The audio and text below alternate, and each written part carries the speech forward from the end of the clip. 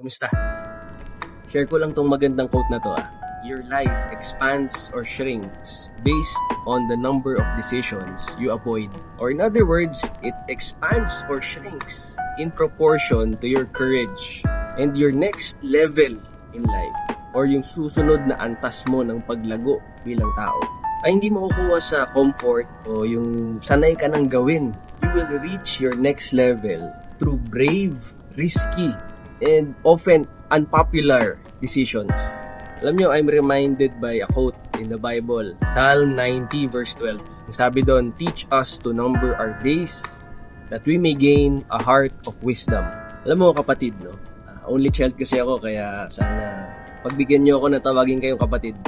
Kung bakit feeling mo stuck ka ngayon sa antas mo sa buhay. Minsan, hindi naman dahil sa kulang ka sa options o kulang ka sa oportunidad. Minsan, ang totoong rason, takot tayong pumili.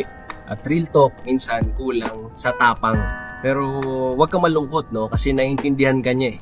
Kaya yung prayer dun sa verse na nabanggit ko, hindi naman, Lord, give me more chances. Give me more opportunities. Hindi yun eh. Kundi, teach us to number our days that we may gain a heart of wisdom. Yung prayer, Lord, give me wisdom. Wisdom to choose. Wisdom to move with courage. And when God teaches us to number our days, hindi naman niya sinasabing magmadali ka nga. Hindi naman eh. Ang sinasabi niya, maging intentional ka sa paggalaw mo. Magplano ka ng mabuti at tuparin mo. Gawin mo yung plano mo. Gawin mo ng may tapang. Why? Because every decision shapes your path. Every choice opens a direction.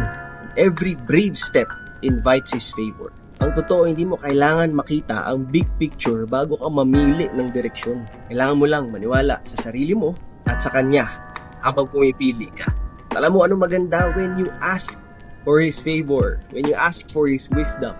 Hindi ka niya ipapahiya, kapatid. Tutulungan ka niya and He will guide you.